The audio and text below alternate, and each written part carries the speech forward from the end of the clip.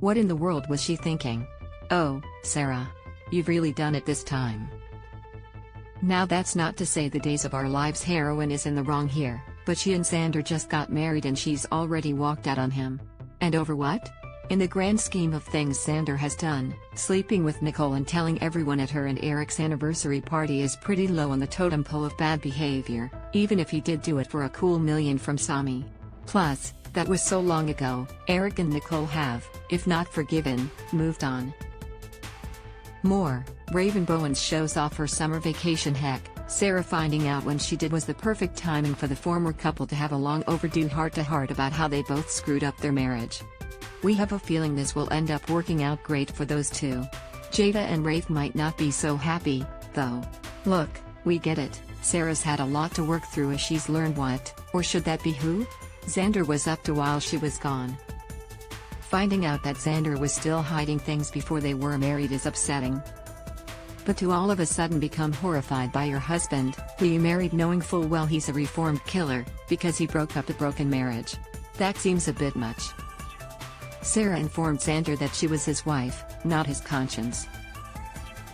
He shouldn't rely on her being around to not do horrible things. That's valid, but she's also essentially just told Xander that it doesn't matter if he apologizes and acknowledges that what he did was very, very wrong.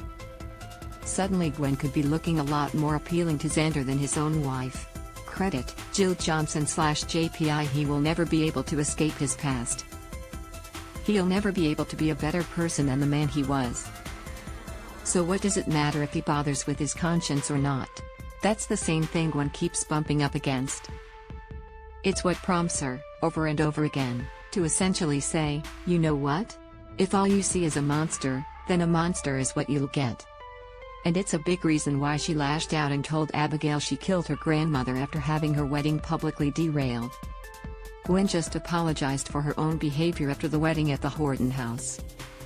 And now that Xander's been on the receiving end of having his apology thrown back in his face and stomped on, he may be a lot more empathetic towards what Gwen's going through, and a lot more ready to accept her own expression of regret. Xander and Gwen have always had a lot in common. And now Sarah's just handed them one more reason to bond. If she ever comes around to forgiving her new husband for this latest transgression, it may just be too little, too late. This isn't the first bump Sarah and Xander have hit, as you can see in our photo gallery of their roller coaster romance.